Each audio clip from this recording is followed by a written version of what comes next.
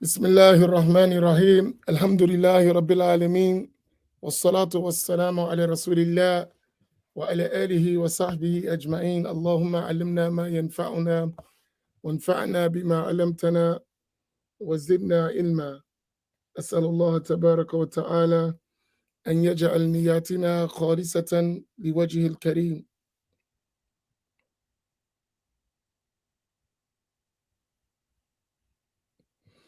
I praise and thank Allah Tabaraka wa Ta'ala. I ask Allah to send countless blessings on Sayyidina Muhammad Sallallahu Alaihi Wasallam, his family, his companions, and all those who follow them in excellence until the day of judgment. Inshallah, we reached up to page 195 on the ta'wil of Imam Al-Bukhari about the attribute of ad-dahaq. Naam. Bismillahir Rahmanir Rahim. Alhamdulillahi Rabbil Alameen. Wassalatu wassalamu ala Rasulillah. The author, may Allah Ta'ala have mercy on him, said, Imam al-Bukhari's interpretation of laughter, dhahak. Imam al-Bayhaqi, may Allah Ta'ala have mercy upon him, said in his book Al-Asma wa Sifat, chapter, What has been mentioned regarding laughter? Abu Hurairah related from the Messenger of Allah Ta'ala, sallallahu alayhi wasallam, who said, Allah Ta'ala laughs at two men, one of whom kills the other, and both enter paradise. Imam al-Bukhari said, the meaning of laughter here is mercy. Here, as you can see, he said that the meaning is ar-rahma. So this is ta'wil from Imam al-Bukhari, and you should highlight this.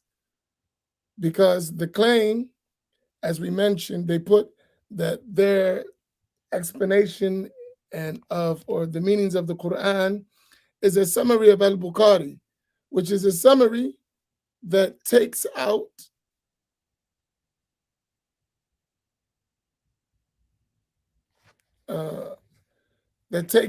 all of his ta'wilat, and then try to assume that they have the same position of Imam al-Bukhari. As you can see, Imam al-Bukhari made ta'wil and describing laughter as Allah's mercy, not a literal attribute of Allah. Now, Abu Sulaiman al-Khattabi said, who was one of the sheikhs of Al-Bayhaqi. The statement of Abu Abdullah al-Bukhari is approximate, but interpreting it as pleasure for their action, the action of the two men, is closer and more appropriate. It is known that laughter from those of discernment indicates pleasure, and that smiling and jubilance from them indicate the acceptance of the means of approach, and that they are the precursors to the fulfillment of request. The people of nobility, when asked, are described with smiling and a cheerful countenance. Hence, the meaning of his statement, Allah Ta'ala laughs at two men, is that he bestows them with bountiful giving, because that is what quote-unquote laughter entails and implies. So you have Al-Khattabi making ta'wil as Al-Rida and Al-Bukhari. None of them accepting the literal meaning for that to apply to Allah subhanahu wa ta'ala. Al-Hafiz ibn Hajar supported the view of Al-Khattabi and the notable knowers of Allah Ta'ala. He said, another proof that indicates that the intended meaning of laughter is pleasure is that it is made transitive by the governing particle ilah, to/at. You say, so-and-so laughed at ilah so-and-so, if he smiled at him, manifesting pleasure with him. Here, so now if you look, these are all the great scholars of hadith giving figurative interpretation, and one confirming the figurative interpretation of the others. So you have Al-Bukhari making ta'wil, Abu Sulaiman al-Khattabi coming behind Al-Bukhari, confirming his ta'wil and giving it another ta'wil, and Al-Hafiz ibn Hajar al-Asqalani coming behind both of them, Amir al-Mu'mineen fil Hadith, and confirming those ta'wilat. Right? So when we look at that, the statement that to say that the Ash'aris, for instance, are deniers of the attributes of Allah because they make ta'wil. If they apply it to the Ash'aris, then you have to apply it to Al-Bukhari, to Abu Sulaiman Al-Khattabi, to Al-Hafidh ibn Hajar Al-Asqalani, and others who confirm these ta'wilat, which then leads to the accusation that the scholars of hadith all didn't know about the attributes of Allah, and they were all deniers of the attributes of Allah. Wal-iyadhu billah. These are very important points to understand when we're dealing with the modern day literist Mushabbiha al-Mujassima. Imam al-Bukhari's interpretation of the word wajh, face. Imam al-Bukhari, may Allah Ta'ala have mercy upon him, said in his exegesis of Allah Ta'ala's words, everything shall perish except his wajh, face, everything except his dominion. It is also said, except that which is intended for Allah Ta'ala's sake. So this is in Sahih Bukhari, in the book of Tafsir, on the interpretation of Surah 28, verse 88. Kullu shay'in halikun illa wajha. Imam al-Bukhari said, illa muka, except his dominion. So this is another ta'wil. Ibn Hajar al-Asqalani mentioned this ta'wil from al-Bukhari and confirmed it. So more than one place that Imam al-Bukhari himself, in his book, is the most authentic book after the book of Allah, it has figurative interpretation in it. We have previously mentioned the consensus of the Ummah regarding the method of figurative interpretation. Al-Hafidh Abu al-Hasan Ali ibn al-Qattan, may Allah Ta'ala have mercy upon him, said, and they concurred that he, the Exalted, comes on the Day of Judgment, along with the angels, in rows upon rows, in order to present the nations and to take them to account and punish and reward them. He shall forgive whom he wills from the believers and punish from them he whom he wills. As the Exalted said, his coming is not through movement or displacement. They also concurred that he, the Exalted, is pleased with those who are obedient to him, and that his pleasure with them is his will to bestow upon them his bounty. They also concurred that he loves the penitent, and is displeased and angry with the disbelievers, and that his anger is his will to punish them, and that nothing stands in the way of his anger. The Ummah's consensus to disregard the outward meaning of coming that is impossible for Allah Ta'ala the Exalted, which is movement and displacement, is a consensus to tafweed, and their consensus to understand the expression pleasure as his will to bestow bounty and goodness, and the expression anger as his will to punish and take vengeance, is a consensus to figurative interpretation. This once again emphasizes the point we have made that both the way of tafweed and the way of figurative interpretation are two well-pleasing paths that are well considered and relied upon by the Ummah. These quotes of figurative interpretation from the Salaf are only a small sample. Whoever would like more examples should refer back to the books of our heritage, such as the books of Quranic exegesis, hadith, legal theory, and more. Notice, there is a misconception. As we mentioned, as the author mentioned, some of these figurative interpretations from the scholars of the Salaf. So here, the statement that the Salaf or the way of the Salaf is not to make ta'wil is totally debunked. From their books, from explicit narrations, from what was related from them authentically, that has no standing. So for us, this gives us a clear indication that the claim of al-Mushabbiha and Mujassima in our time is refuted. Now, notice, there is a misconception that is often repeated by those who affirm the outward meanings of these ambiguous texts. They say that the affirmation of general meanings for these texts does not negate the specific affirmation of the attributes mentioned within them. So, for example, when Allah Ta'ala says, rather, his two hands are outstretched, they say, we do not deny that this text indicates the affirmation of his generosity and magnanimity, exalted is he, and the negation of stinginess, This meaning of outstretched hands is well known with the Arabs. With that, however, it does not negate the affirmation of the attribute of a yad, hand, for Allah Ta'ala, the Exalted. And the same may be said regarding all of the texts that pertain to the divine attributes, such as Shin in Allah Ta'ala's words. On the day a Shin is unveiled, the fact that it means the severity of the matter or a tribulation does not negate that Allah Ta'ala possesses a literal shin. Response. If by affirming the attributes he means affirming them as they have appeared without providing an explanation or imparting a specific meaning, and that it is sufficient to recite them and remain silent, which is clearly after disregarding the outward meaning that is impossible for Allah Ta'ala, and that it is not said with his essence or literally, then that is the truth without doubt. That is the way of the pious predecessors. Which is the way of the majority of the Salaf, which is at Tafweed. Now, That is the way of the pious predecessors, and it does not contradict the way of the latter day scholars. This can be explained by the following example. In the text, it is mentioned that Allah Ta'ala the Exalted possesses, quote unquote, two hands. Yadain. Therefore, we affirm for him, quote unquote, two hands that are not physical limbs, and then we remain silent and entrust the knowledge of what is meant to Allah Ta'ala the Exalted. There is no disagreement regarding the soundness of this approach, and it is the way of the pious predecessors.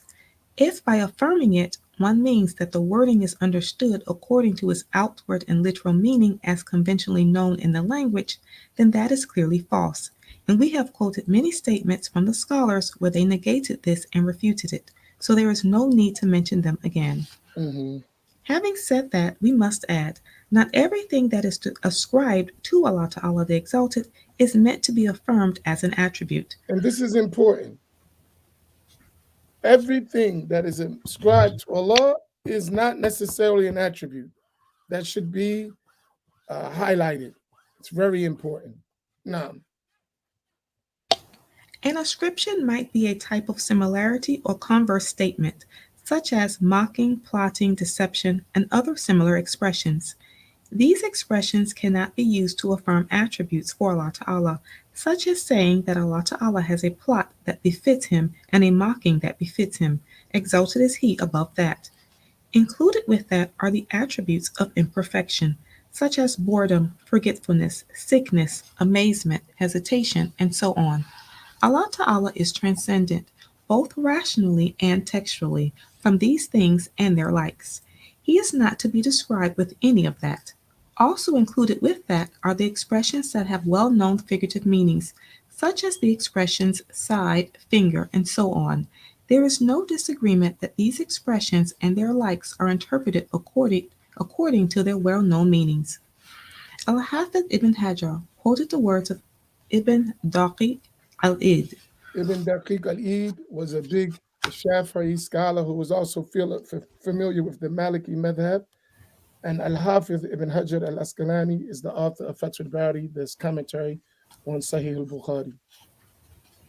Regarding the recondite attributes, we say that they are real and the truth according to the meaning intended by Allah Ta'ala. Whoever interprets them, we look. If his interpretation is proximate based on the Arabic language, we do not censor him, and if it is far-fetched, we hold back from it and return to conviction coupled with belief in divine transcendence. Mm-hmm. If it has an apparent meaning that is understood in the speech of the Arabs, we interpret it as such, like Allah Ta'ala's words. For my negligence in the side, janab of Allah Ta'ala. What is meant by this, according to their widespread usage, is the right of Allah Ta'ala, so there should be no hesitation in interpreting it as such. Similarly, his Sallallahu Alaihi Wasallam statement, indeed the heart of the son of Adam is between the two fingers of the All-Merciful. This means that the will of the son of Adam is changed by the power of Allah Ta'ala and what he places in it. Similarly, Allah Ta'ala's words, so Allah Ta'ala came to their structures from the foundations. This means that Allah Ta'ala demolished their structures. His statement, we only feed you for the face of Allah Ta'ala, means for the sake of Allah Ta'ala, and so on. This is a great amount of detail, and few are those who are attentive to it. And here, one of the things we should be careful is when words are translated, they leave meanings that we understand in English that are not befitting. And since this is the case, it is uh, more proper for us to leave these expressions in the Arabic language and explain them in English, or to leave them in Arabic and say they have a meaning that befits Allah subhanahu wa ta'ala, that is clear from any meaning in the creations. And to me, that is more preferable, so you don't give explanations that are not proper by not having access to the explanations of the scholars who are familiar with the details of the Arabic language and what meanings befit what words. So, to avoid that, if one doesn't have access to a reliable explanation of the Quran, one should leave the words in Arabic and affirm them to Allah while negating any resemblance to created things. Hmm. Sheikh Ali at-Tantawi, Tantawi. at-Tantawi, may Allah Ta'ala have mercy upon him, said, if languages are unable to encompass human emotions, then they are even more incapable of encompassing the attributes of Allah Ta'ala. Hence, it is impermissible for one to understand the words used in the verses of the attributes according to the lexical meaning, and it is impermissible for us to say, Allah Ta'ala possesses a hand like our hands, as proven by the words of the Exalted. Allah Ta'ala's hand is above their hands, because the meaning of quote unquote hand, as found in the dictionary, proves that. This is the foundation for understanding the verses pertaining to the attributes. As the Exalted said, there is nothing like unto him, and because the Creator does not resemble the creation. In addition, it is impermissible for us to negate every meaning and cancel out any indication. Dalala, for Allah Ta'ala did not reveal the Quran in order for its meaning to be cancelled out, and He did not make it a collection of empty words that indicate nothing. Therefore, how do we understand the verses pertaining to the attributes? I have found that these verses take on three forms. Number one, verses in which Allah Ta'ala is informing us of something, such as His words, the All-Merciful rose above the throne. We do not say that He didn't perform the act of istiwa, thereby negating what Allah Ta'ala affirmed. Similarly, we do not say that He rose above the throne as a seated person rises above a chair, thereby having the Creator resemble the creation. Rather, we believe that this is the speech of Allah Ta'ala and that Allah Ta'ala has an intended meaning whose reality and details we do not understand, because He did not detail it to us, and because the human intellect is incapable of reaching that on its own. We do not delve into the matter, nay, we follow the way of the Salaf in it. The Salaf did not look into the matter to begin with, and they did not say literally or figuratively. Allah. Number two, verses that employ a rhetorical style known by the scholars of rhetoric as similarity, mushakala. There are many verses that express this style, such as the words of the Exalted. They forgot Allah Ta'ala, so He forgot them. And they plotted, and Allah Ta'ala plotted. And they seek to deceive Allah Ta'ala, but Allah Ta'ala deceives them. Which Number none of these can be taken as literal attributes for Allah subhanahu wa ta'ala. It's a way of expression in the Arabic language. Now, Number three, verses that have intended meanings that are indicated in other verses, such as Allah Ta'ala's words. The Jews say Allah Ta'ala's hand is tied up. May their hands be tied up, and may they be cursed on account of what they say. Nay, His hands are outstretched, spending how He wills. The intended meaning of this verse is indicated in the other verse. And do not tie your hands up to your neck, and do not outstretch them completely. It is understood from this that the outstretching of the hand means generosity and magnanimity. That does not necessitate, nay, it is impossible that Allah Ta'ala possesses two literal hands like the hands of people. And in the Quran He says, between the two hands of His mercy, and between the two hands of a severe torment. Mercy, torment, and the Quran do not possess two literal hands either. It is important to mention here and warn against a strange method and path that deviates from the fundamentals of knowledge, especially in the realm of doctrine and the divine attributes that depends on decisive and certain evidence. This path is one in which its adherents affirm attributes for Allah Ta'ala from hadith reports and texts that are not suitable for being evidence in the subsidiary details of jurisprudence, much less the fundamentals of the religion and what pertains to Allah Ta'ala's entity and attributes. Those Mhm. who follow this strange path are contradictory in their rulings, for while they are lax in the area of affirmation, affirming attributes for Allah Ta'ala based on spurious hadith and weak reports, they are extreme in subsidiary branches of jurisprudence. Nay, even in the area of encouragement and discouragement, encouragement to good actions and discouragement from bad actions, al-targhib wal-tarhib, virtuous actions, fada'il al-amal, and merits, manakib, areas in which the scholars were not so stringent in accepting hadith related to them with their well-known prerequisites. They censure people for acting in accordance with weak hadith in these areas, but they affirm attributes for Allah Ta'ala based on hadith that are on the exact same level of authenticity. Nay, what is weaker still? They are extreme in areas of ease, and they are lax in areas where one must be strict and certain, Mhm. like doctrine. What we have said here is if, for argument's sake, the contents of those hadith reports and narrations that they affirm for Allah Ta'ala as attributes contain that which is textually and rationally possible, what then if the matter is quite the opposite and the outward meanings of those reports are textually and rationally impossible? No doubt the tribulation will be greater And and the here you danger. notice there is the joining between al-aql and al-naql, the sound intellect and the transmitted text. And as our teachers would say, the intellect has a consideration in the sacred law.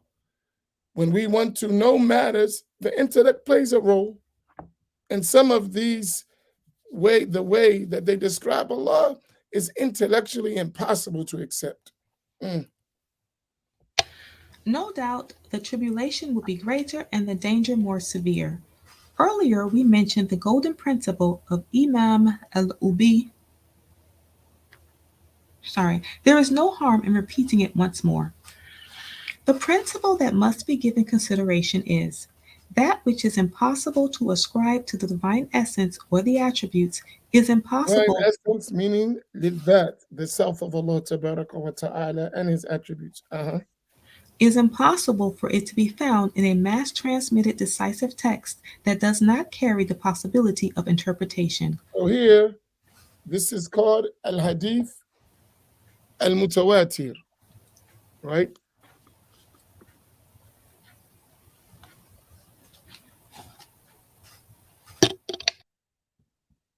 Right? Whenever you have a hadith that is mutawatir, that is that it is narrated by whole groups of people from whole groups of people from whole groups of people at every level of the chain, such that it is impossible that they could have come together to conspire on a lie. Whenever you have a hadith that is mutawatir, it will never mention an attribute that is impossible for Allah, that does not accept the possibility of figurative interpretation. Now, The most that can occur is for a mass transmitted text to indicate something impossible via its outward indication, dalala dhahira, and that which is outwardly apparent can accept interpretation. So, if such a text is cited, its outward and impossible meaning must be disregarded. After that, there is a difference of opinion. Most of the Salaf refrained from figurative interpretation and said, we believe in it as it is with Allah Ta'ala in reality, and we entrust the knowledge of that to Allah Ta'ala, they glorified. Some folk, nay, even among the first group, the Salaf, took the position of figurative interpretation. And if a singular report contains a decisive text with something that is impossible, its narrator is unequivocally judged as a liar. and if it carries the possibility of figurative interpretation, it is given an alternative meaning as we mentioned previously. And here it is important to know something which we'll talk about one day, inshallah. Uh, the sciences of hadith, to know different types of narrations and reports, because it plays a role in what we're talking about, inshallah ta'ala. But we'll be going to that one day, inshallah. Now, And this principle that is agreed upon by all the great minds from the notables of this ummah, the imams of the Muslims, and the knowers of Allah Ta'ala, shows the mistakes of those who are reckless in this issue. mhm. Chapter 10. The Asharis and Maturidis are the majority of the No, ummah. The no, scholars of the no. ummah are the stars of the heavens. By them, he who is covered in the Here, darkness. Imam al-Jawzi mentioned something before you go into that. What page are you on? Page 203, 203. Let me put this down for a minute.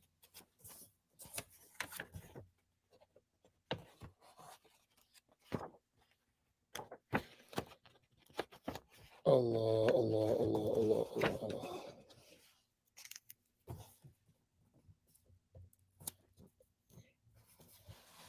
Al-Hafiz ibn Jawzi mentioned something about that, right?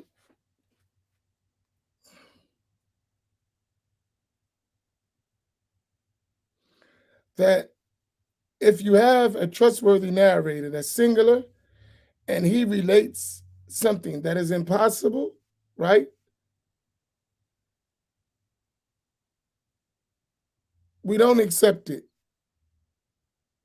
because you can't judge based on the truthfulness of a narrator when the report is impossible. This is an important understanding. So then we have to figure that there is either it's interpreted or it's rejected because of relating something that is impossible to ascribe to Allah Tabaraka wa Ta'ala. Now,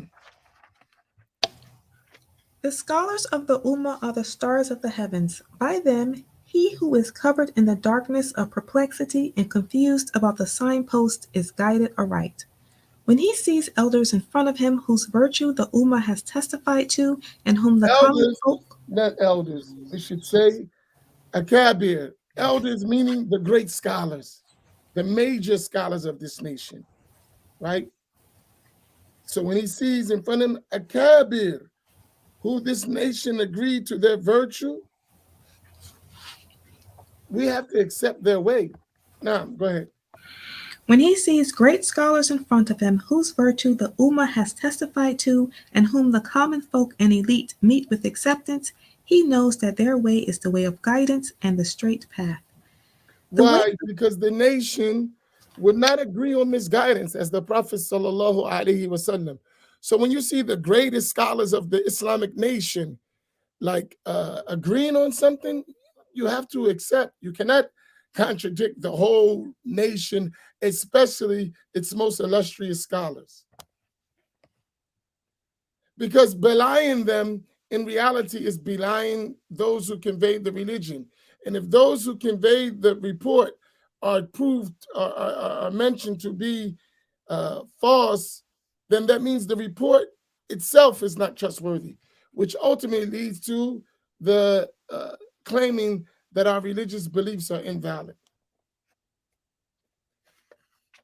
The way of the Asharis and those who agree with them from Ahl Al-Sunna is the way followed by the great bulk of the Ummah and its senior people of virtue. As So we the have madhab, the way, meaning the madhab of the Asharis. Here I want you to move away from names. The name al-Ash'ari or Ash'ira is only identifying a methodology of belief. That methodology of belief is the methodology of the great scholars of this ummah, even before al-Imam al-Ash'ari. The function of Imam al-Ash'ari was codifying this body of information into a systematic form of belief. That's it. So that's the madhab. right? As for the principles of belief, they existed before Imam al-Ash'ari, and as we've shown, were well known among the scholars of the Salaf. Mm. As we have quoted from the words of the scholars, this is because the way of the Ash'aris is a natural extension of the way of the companions, the followers, and their followers. There remains not a single science wherein they are not its leaders. They left not a single door of knowledge save that they entered it. In every science of the sacred law and in other sciences, they have exerted a major influence. Here, I want you to think about that. When you know of the Ash'ari and you know who they are, and you know the great scholars that represent this school, you realize that every science of our religion that had reached us with an unbroken chain, every single science was or contains every chain of narration for those sciences. The majority of the scholars are Ash'ari and Sufis at that. You know, that taboo word Sufi. They were Ash'aris and Sufis. And you will not find a chain of any Islamic science in any field, tafsir, hadith, fiqh, aqidah, Arabic language, seerah, name it, any science of the religion, except the major scholars of that field were Ash'aris and Sufis. No doubt about it. All you have to do is bring the chains of narration, and they are available. Maybe you're not aware of this. Let me show you something quickly. One of the things we study are all of these books up here. They're just chains of narration. That's it, from our teachers. Right? Just all of these books are full of chains of narration. So if someone says because oftentimes we say it and people say, well, you talk about chains. No, they are available. So we can check them. There's not something we're saying and it's just Fantasy Island. No, we have all of these chains preserved for hadith, for al-fiqh, for Arabic language, for everything. Our scholars documented in an authentic way all of those chains of narrations. So, and we receive, who cares what you disagree with, Nail? You don't know what you're talking about anyway.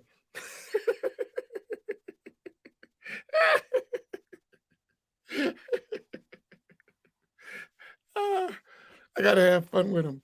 Y'all Malikis kill me with y'all wannabe other than Ash'ari. The madhab is full of Ash'aris. I don't know why y'all come up with that stuff, but you know, neither here nor there. As they say, go against the grain, you'll be well known.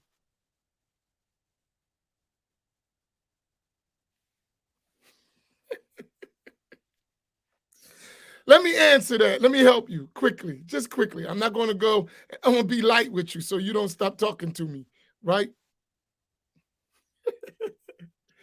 Listen, let me help you out. Let me walk you through this, brother to brother, right? Because y'all need help. Seriously. Y'all got too many Wahhabis that are in your madhab and changing your minds. Y'all need help. Seriously. Y'all are destroying the Maliki school with your nonsense.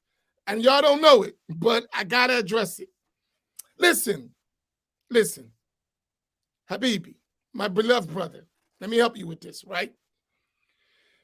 When you talk about from Imam Malik to Imam al-Ash'ari, right? You're not talking about a name, right? You're talking about a creed, right? You're talking about a creed. You're listening. From Imam Malik, who died in what year? 179 after Hijrah. To Imam al-Ash'ari, who died 324 after Hijrah, right? So you have a span of time between Imam al-Ash'ari and Imam Malik. So of course, from Imam Malik to Imam al-Ash'ari, no one was called Ash'ari. Imam Ash'ari wasn't born, so that is not a dispute.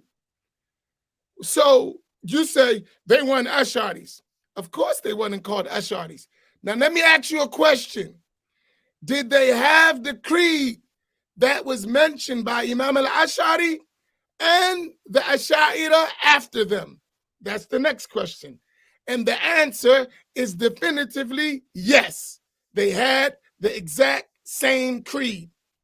What is the dalil of that? Imam Malik is reported tafweed and ta'wil, as we mentioned, which is the position of Imam al-Ash'ari and the Ash'ira. So what's your point? The name or the creed? So was Imam Malik an Ash'ari? Was his students up to Imam Ash'ari? They weren't Ash'ari by name, but they were definitely Ash'ari by creed, because Imam Ash'ari came and codified the creed of Imam Malik and his students. And the ikhtilaf is from the Wahhabis who invaded your madhab. That's what it is. That's not no ikhtilaf. To say that Imam Malik didn't make ta'wil is false. It's clearly proven in the books. To say that the Malikis prior to Imam al-Ash'ari didn't make ta'wil is false. And we're not talking about Imam Ahmed. Imam Ahmed wasn't an Ash'ari. Imam Ahmed made ta'wil as well, as Al-Bayhaqi and others confirmed. So I don't know what y'all talking about. Y'all need to get that Wahhabi stuff out your mind and be real Malikis. All of the great Maliki scholars from the time of Imam al-Ash'ari to today wrote books in the same creed. All of them stayed. These are masters of mujtahid scholars, scholars of the madhab. What are y'all talking about? These are the great scholars of the Maliki school. All of them wrote in the books from the time of Imam al-Ash'ari down to today with an unbroken chain. The books that are studied by the Ash'ira were mainly written by the Maliki scholars. What are y'all talking about? Where do your laymen come challenge the greatest scholars of your madhab talking about we're not Ash'aris? They never said that. Where do y'all get this stuff from? I mean, help me out. Really, what Maliki madhab y'all follow? I mean, really, do y'all study? Do y'all read the Tarajim? Do y'all read the biographies of Maliki scholars? In fact, in the books of biographies of the Maliki scholars, they mention Imam al-Ash'ari as a Maliki. What are y'all talking about? Excuse me, y'all kill me, man. I really get yourselves together, right? Azhar is full of Malikis. They're all Ash'ira. What are you talking about? Go to the famous schools where the Maliki scholars exist. They're all Ash'aris. All of them deviated from the Maliki madhab, and y'all guys came up with the right methodology. Are y'all kidding me? Stop. Give me a break. I hate to say it, go in like that. Y'all just want to be Wahhabi undercover and you don't realize it. Stop being afraid. Be Maliki. Be Ahl Al-Sunna. Be like it is. Be like it is. I hate to be on y'all like that. But black people, man, it's us with this stuff. Following them, man. Follow the madhab. The books are clear. The scholars are clear. They wrote. All the great scholars of the madhab are not well known. From Qadi Iyad, Imam al-Qurtubi, all of those great scholars, Baqillani, all of them down today, Imam al-Laqani, all of those great scholars, Imam as-Sanusi, all of those are Maliki. I didn't say you was a Wahhabi. I said you following Wahhabi ideas. Didn't say you were a Wahhabi. And that Ash'ari fight that y'all having against the Ash'ira is a Wahhabi idea. The Malikis were Ash'aris, as Tajuddin as-Subki mentioned, and as the Malikis themselves. Read Ibn Ashir. What did he say the creed was? Maliki and Ash'ari. And y'all talking about before Al-Ash'ari. We're not talking about names. That's obvious. Anyone who was before Imam Al-Ash'ari didn't call himself an Ash'ari. We're talking about the creed at that point. Was their creed the creed of the Ash'ari? The answer is yes. I don't know why y'all making up your own stuff as y'all go along. I don't get it.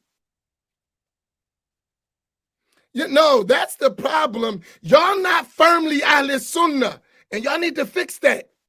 Y'all guys are shaky. Y'all need to fix it. Seriously. Read your madhab. The Maliki scholars would never accept what you're talking about. And their books are, you read Ibn Ashir. What does he says? You read Ibn Ashir, which is the first book y'all study in poetry about your madhab. What does he say is the creed? Want me to go get it? Or you can tell me, right? Y'all gotta be honest. This is a disaster. And y'all helping destroy the methodology of the madhab. And y'all don't realize it. Y'all trying to make Maliki a school of Aqidah. It's not. Malikis are Ash'ari. The Maliki school is not a school of Aqidah. It's a school of fiqh. Stop trying to make Maliki Aqidah. No such thing. It is Maliki Aqidah, Ash'ari fiqh. Maliki fiqh, Ash'ari Aqidah. And Tasawwuf by the way of Sayyidina Junaid. That's Maliki.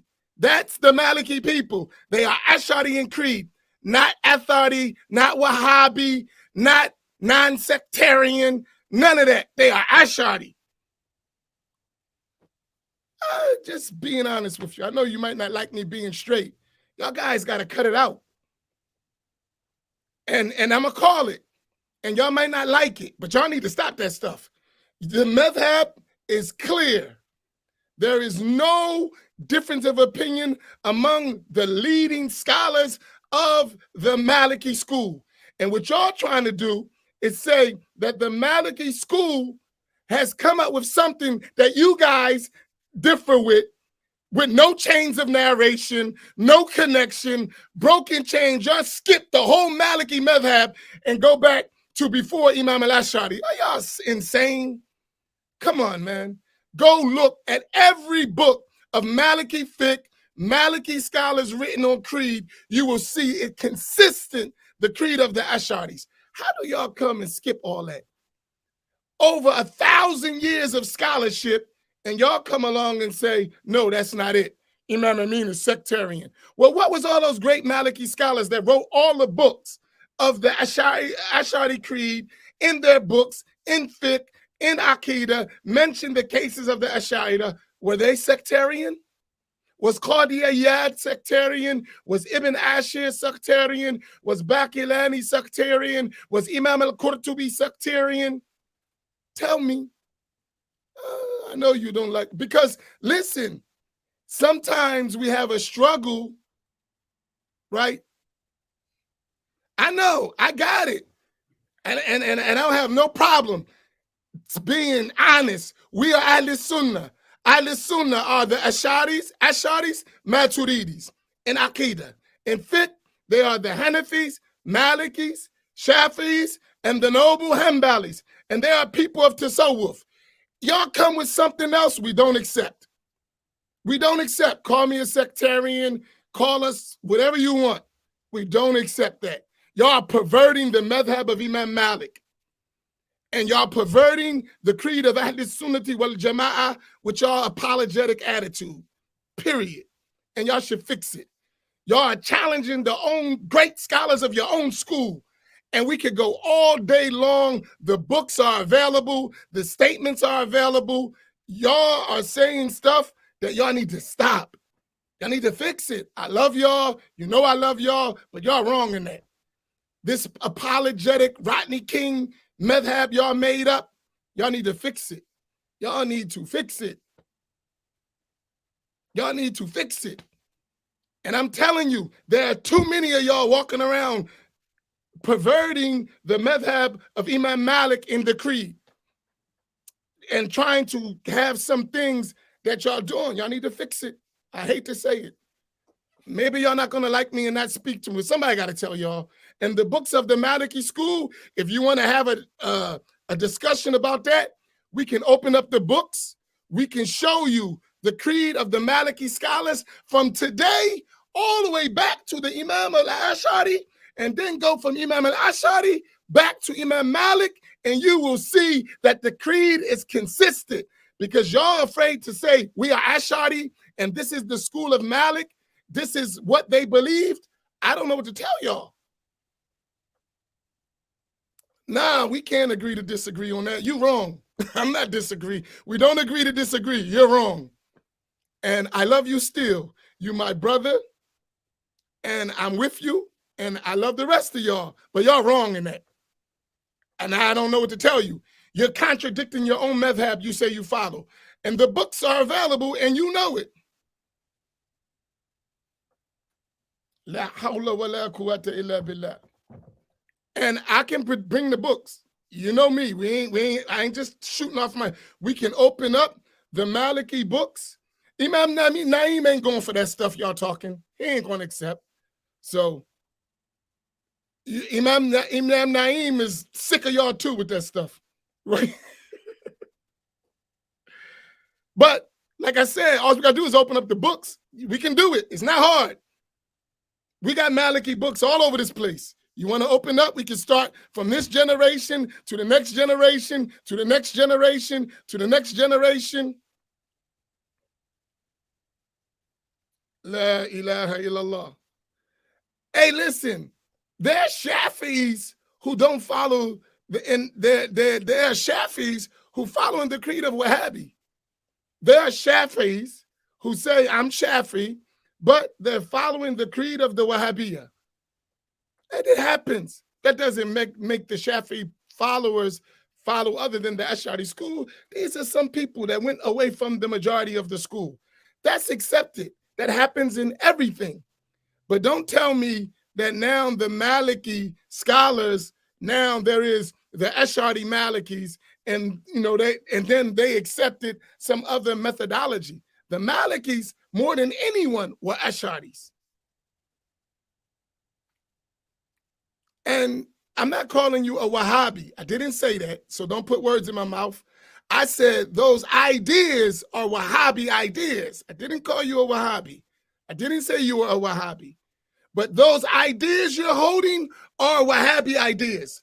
They're not the predominant opinion of Maliki scholars. You know it, and I know it. The Maliki scholars were Ash'ari across the world from today all the way back to the time of Imam al-Ash'ari. The majority of the Maliki scholars, and I would say over 90% of them, over 90% of the Maliki scholars from our time today, living all the way back to Imam al-Ash'ari's time, were Ash'ari. I don't know where y'all get something else from. And y'all keep trying to go from Imam al-Ash'ari to Malik. And I told you, they can't. Imam al-Ash'ari wasn't alive. They had the same creed. Hey, y'all making up your own stuff. And y'all picking a few scholars over here that deviated from the majority of the madhab, and y'all trying to push that on people. We don't accept. We don't accept. Now, we can agree that we don't accept that, and we can agree that you have the right to do what you like to do, but I'm not accepting that. And I'm not going to allow you on a platform that I'm responsible for to convey that without responding. That's not going to happen. If you understand what I'm saying. What part you missing, Habibi? So before he was born, what creed did they have? The same creed he had. All he did was codify the creed of Ahl Al-Sunna, and it became known as the Ash'ari creed. It's the same creed. There's nothing different. Some of them did tafweed, some of them did ta'wil. Why is that hard? Why is it hard? And then y'all pick one scholar or two scholars when you got hundreds of thousands of scholars of Ash'ari that are Maliki. You're talking about one scholar here, two scholars here, three scholars here, when hundreds of thousands of Maliki scholars in the history of your madhab were Ash'ari. What are y'all talking about? What are y'all talking about? Since we are young boys, what are we talking about here? Are we serious? Y'all need to stop it, man. I love y'all, though. I'm sorry. But, you know, I got to be there for my people. And if somebody not going to say it, because too many people are afraid to speak like this. When I say afraid, not nobody going to beat you up. Maybe they don't know. I don't know. Maybe you don't know the madhab well. And you don't know the scholars of the madhab or the books of the madhab. I don't know. What's your problem as a whole? But for you to come and argue that the Malikis were not Ash'ari, something's wrong with you. I mean, like, come on, bro. You're not really trying to argue that, are you? The Malikis are not Ash'ari. I mean, history refutes that. And when we teach the main books, we teach Maliki scholars. The books we teach in Aqidah, the main books that are used especially to teach, are written by Maliki scholars. But I love y'all. All right, we admit most of the Malikis are indeed Ash'ari. So what are we talking about? If that's known, and let's go farther, the vast majority, not just most, the vast majority, except a handful of notable scholars, were Ash'ari in the Maliki school. Would we go there? Come on. All right, so what are we talking about? You agree. Now we can agree not to disagree. We agree that the vast majority of the Malikis were Ash'ari. So what are we talking about? Nothing. So you just disagreeing to be disagreeable. Stop being disagreeable, Negro. Get with the program. Now, let me stop. I love y'all. All right. I went overboard. Sorry if any of my Maliki people got offended. I love y'all, but I love the madhab of Ahl Al-Sunna more than I love you, right? So if you contradict Ahl Al-Sunna, I'm going to say something. If you contradict the majority of the Maliki school and call it Maliki, I'm coming at your neck because I love you. But we people, you know, right? So you know I love you, so don't go taking it personal. But we can't do that. We have to preserve Ahl Sunnati wal Jama'ah as it is. We can't play those games. Because when you do that, let me tell you why. When you do that, you open the door for the people of misguidance to use your stuff to attack Ahl Sunnati wal Jama'ah, even if you don't intend that. You open the door for the people of misguidance to come at Ahl Sunnati wal Jama'ah. So we can't do that. I ain't say you was soft, man. I know you ain't soft. As ice cream. No, I'm joking. Right. No. But I love y'all. You get my point, though? My Maliki people, I know there's a lot of y'all in there, and I know this one's like, Imam Amin went at us. I didn't go at y'all. I went at anyone who contradict your madhab. So let me just say this final point on this subject. Maliki is fiqh. The Maliki madhab is not a madhab of Aqidah. No one ever said that. There's not such thing as the Maliki creed. Malikis and creed are Ash'ari. So the creed of the Malikis are Ash'ari. There's not a Maliki creed. That is the Ash'ari creed. And the Maliki school of fiqh, right? So do y'all got that? Stop trying to make a Maliki school of Aqidah. There's no such thing. Malikis are Ash'ari. And they follow the methodology of Imam al-Ash'ari. And before Imam al-Ash'ari was born, they had the creed that Imam al-Ash'ari later codified, and the scholars of the Maliki school followed. You got it? That's why the early Malikis, from the time of Ash'ari on down, followed the school of Ash'ari when it was codified. Before that, they just had the same belief. Do y'all got that point? Is that clear? It's the same thing with the Shafi'is. It's the same thing with the Hanafis in the Maturidi school. Hanafis are Maturidi.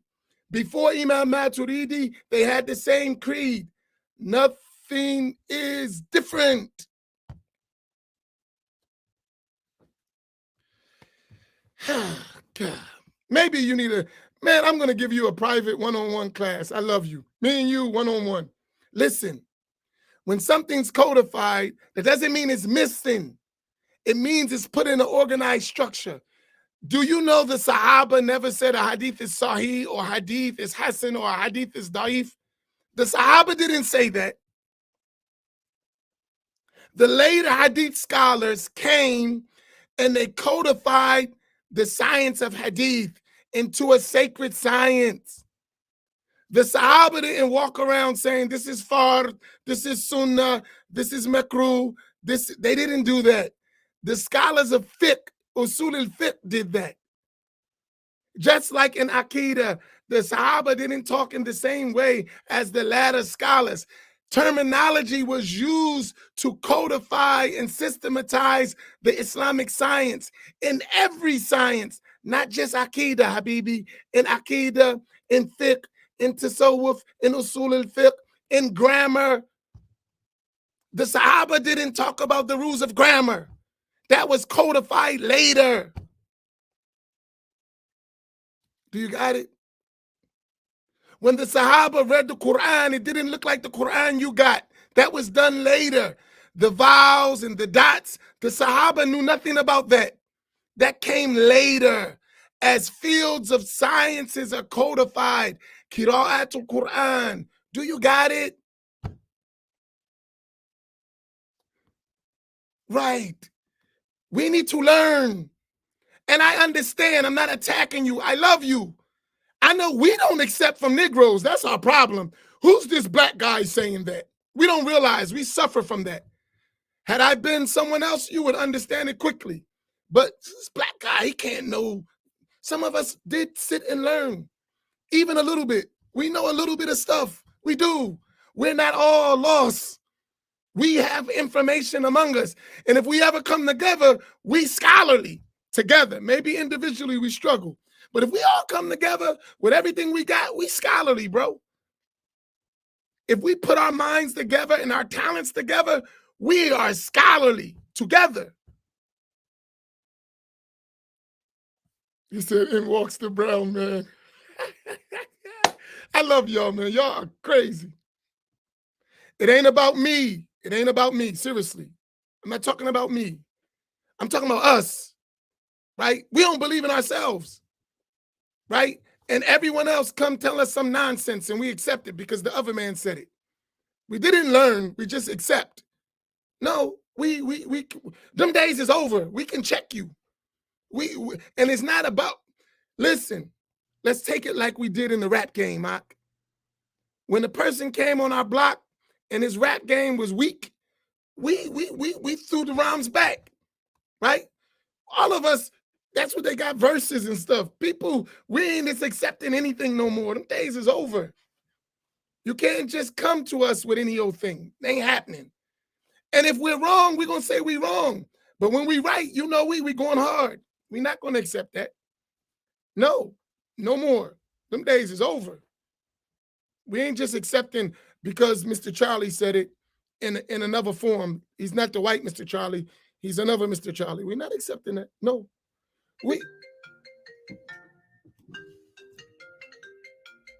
We have references and we are able to, and if we're wrong, we can check it.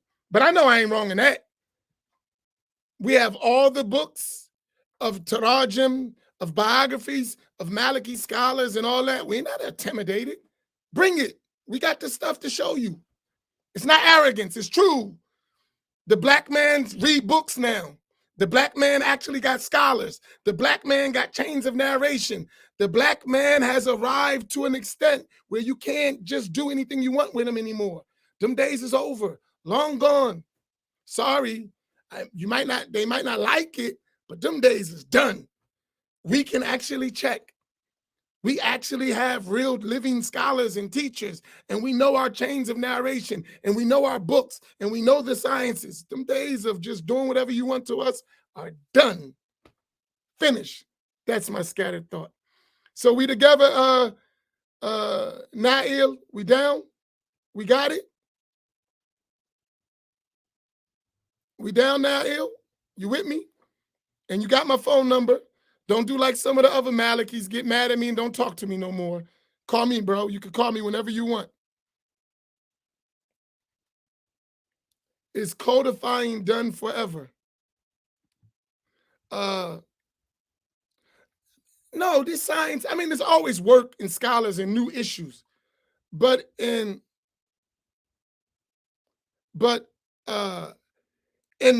terms of the major sciences, the codification of the different sciences is done. And the books are well known. Every school got its own foundations of fiqh, got its own books, got its notable scholars. That's why it's easy. I mean, these madhahibs are over 1,200 years old with generations and generations of scholars, hundreds of thousands of books. It's easy. It's not hard. We just don't have access normally, but we do now. So you can't just tell us. We can actually research. We can go open the books. I'm not Maliki. I'm Shafi'i. But I know the books of the Maliki school, and I got teachers who are Maliki. It's a phone call. Real Maliki scholars, right? Real scholars. It's just a phone call. That's it. As well as Hanafis and Shafi'is. Just a phone call. That's it. So what we don't have, we have access to. You can't make it up because we have chains of narration, right? Directly to them. It's a whole different story. You can't just come tell me anything. No, you can't. We know better. And I want all of us to be like that. All of us are not going to have the same level of information, but all of us should have access. All of us should have access. That one, this is for us and that's for you. We got to stop that. It's killing us. The elite and the impoverished. That's not our religion, right? Oh my God, here come now. Nail, please stop before you get attacked. I know you don't care. Young guys like to fight, but I don't limit myself to Sunni Islam. And guess what? That's the problem. And listen, I understand that just by the way you talk. And hey, that's your choice. But Ahl Al-Sunna wal Jama'ah, right? Right? No, not listen, I'm not attacking you. I understand. I know who y'all learn from. I'm with y'all. I'm right on it. I'm right with you. I understand the problem. I got it. I understand. But that's why you come up with those ideas. And all of them are not Wahhabi ideas directly. They're Wahhabi ideas indirectly. All those ideas are not Wahhabi directly. They're influenced by Wahhabi. Do you understand my point? So some of those people, we don't need to name names, they've been influenced by Wahhabi thought. Yeah, indirectly. I'm going to explain it to you. They've been influenced by Wahhabi thought, but they've maintained the culture from their lands. But the Wahhabis hit them too. They didn't just hit America. They hit Africa too. But Africans had a different approach in dealing with Wahhabi. The ideas are there, but the outward form is not. So they maintained some cultural things, but got influenced with Wahhabi ideas. Let me give it in a way you'll understand it from our side. We got black leaders who are not black. They've been influenced by the white society, and they think white, but they will talk and they look black. But their ideas are the white man's society. We have that. We have that example in many of us. We're black, but we want to be Arab or Pakistani. So we'll be black, but our ideas are influenced by an Arab or Pakistani mindset, not a black mindset. So it didn't happen to us. So you identify that, right? You identify that. You know that to be true. The same thing happened in Africa. So when you go to Africa and you meet Sheikh Fulan or Sheikh Fulan or Sheikh Fulan, a lot of them are influenced by Wahhabis. But the culture didn't accept it as a whole, but they got those ideas. I'm just helping you with like real life stuff. So like, let's give you an example. Malcolm X had an African teacher here with him, but that African teacher was a Wahhabi. Did you know that? He had an African teacher from Sudan, but that African teacher was a Wahhabi. Did you know that? Did you know that? Don't run away now. Come on, answer. So even though he had African outward, he was Wahhabi, an Arab Saudi mind, a Saudi mind. And I'm not saying not an Arab like Arab, but a Saudi, which that mind and a Saudi idea. And he conveyed that. Yes, bro. I'm just sharing ideas with you. So you know what I'm talking about. I'm not just kicking stuff off the head of my mind. These are facts, right? We got to deal with that. We can't get emotional and be like, oh man, nah, we got to save our deen because that's all we got. We lost our lineage already. So we got to save our deen. Those chains of narration and all that is our deen.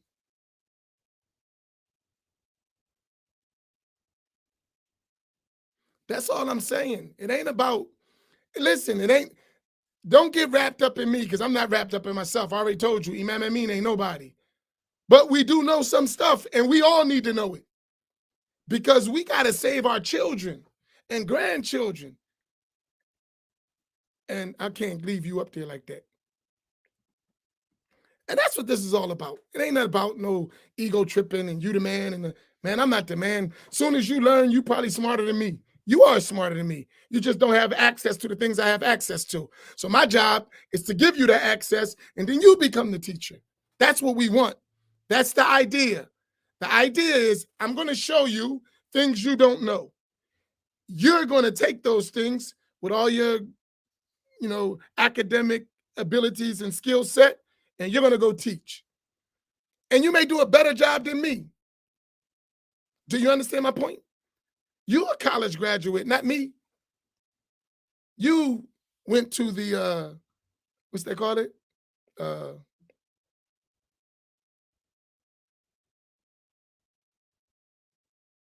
HBCU, right? HBCU, right? Historically Black College University. You went there, not me.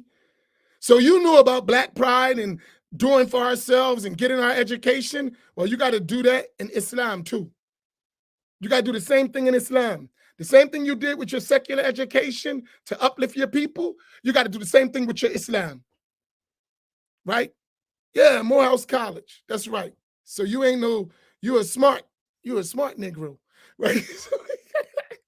So you got to do the same job you did there. You got to do that with the deen. Stop selling him for less. Give your dean the same thing you gave that college. Don't be just sitting back trying to be a Sufi and ignore the religious sciences. Don't do that. Sufi's good, but there's no tasawwuf without, it ain't sectarianism. It's truth and falsehood. Stop saying that's game. That's game, Ak. He's a sectarian. Nah, it's haq and batil. That's it. And I'm going to do with sectarianism. Some things are wrong. Don't say it's sectarianism. Some things just ain't right. Some things is not our deen. Some things are perversions of the truth. And you got to be able to say that. That's what they used to say when Malcolm would speak out against racism. He's a reverse racist. That's game. Game. Why are they standing up? Because you're wrong. That's why we're standing up. I'm not saying you calling me. It ain't about me. We got that part. I'm saying that's the game. We want to be sectarians. Listen, they call Ahl Al-Sunna a sect. And when they wipe out Ahl Al-Sunna, they put their sect called default Wahhabism. Default Wahhabism. That's a sect.